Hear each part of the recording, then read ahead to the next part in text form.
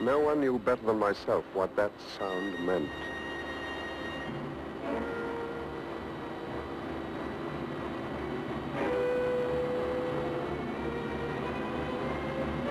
Caro had started the press. Within minutes, that cold ceiling would be down with a force capable of grinding me to a shapeless pulp. And there was no way in the world I could stop it.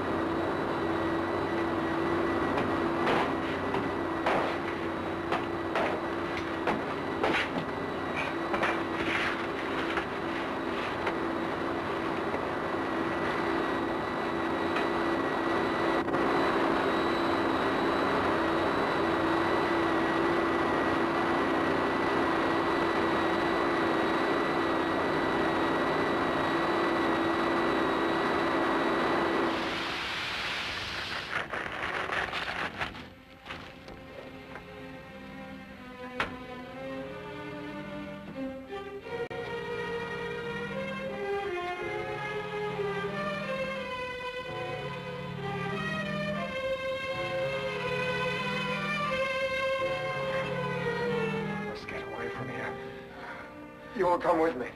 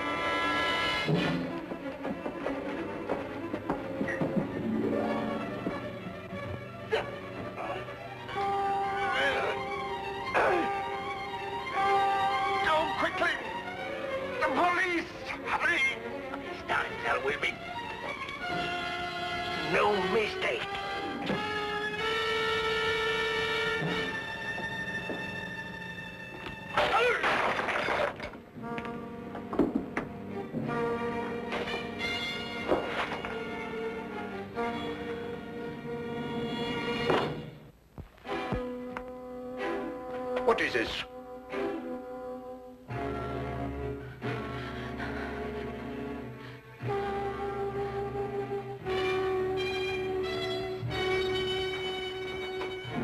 What's happened here? Bruno!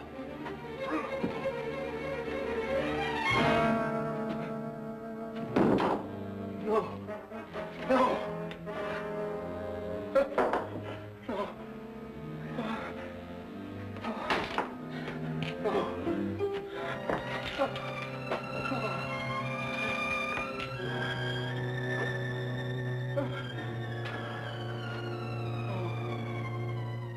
That's almost the last lucid recollection I have.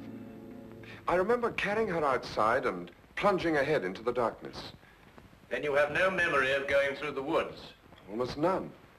The next thing I remember, you and Dr. Watson were bending over me. Are you all right? She screamed, did you hear her? Yes, quite clearly. Please, don't let them send me back. I can't bear it.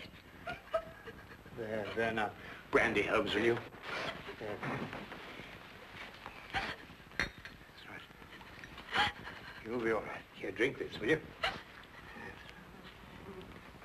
And Spencer.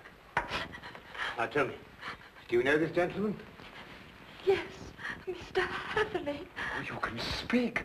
Oh, why last night did you pretend? I wasn't pretending.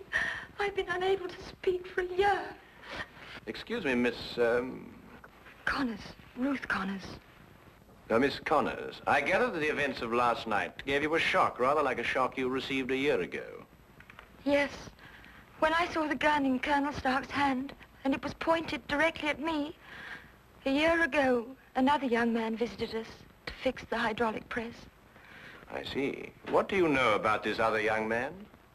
I was standing there, watching, when all of a sudden Colonel Stark fired his gun straight into the other young man's face. Why didn't you go to the police? I did, but first I must tell you that Mr. Carew is my uncle and guardian.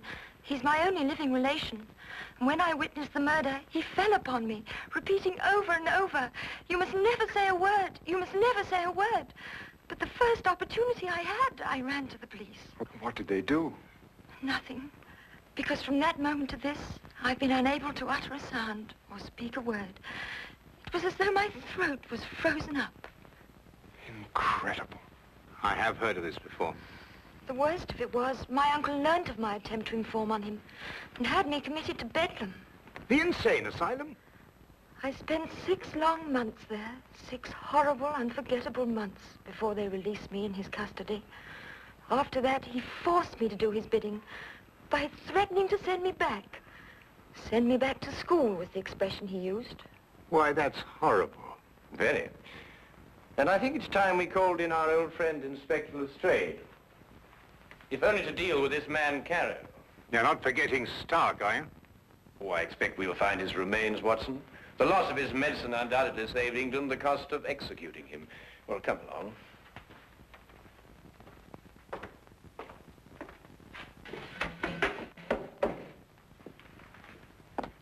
Now that young Mr. Hatherley tells us about neglecting the candle while he made his escape, I can place the blame for the fire. You sure it was Colonel Lysander Stark whose remains you found here? No doubt. Several articles of authentic identification, no doubt. Anything else? No, Inspector. Sorry. All right, thank you, Constable. Now where's Holmes got himself to? He just went down to the station. He said he'd be back in a minute.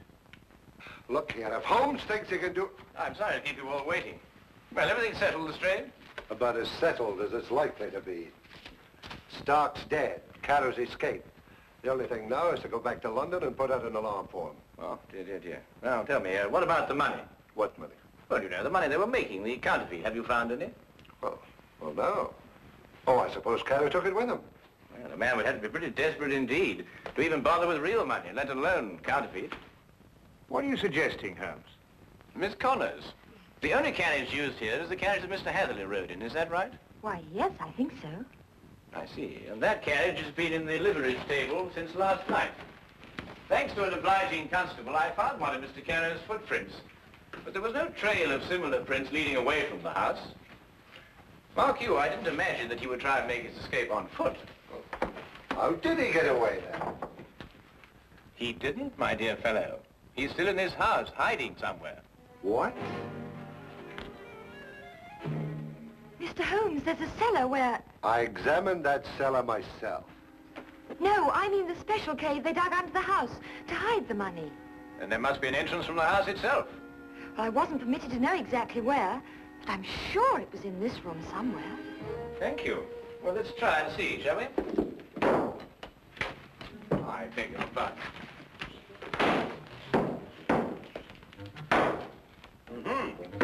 What have we got here?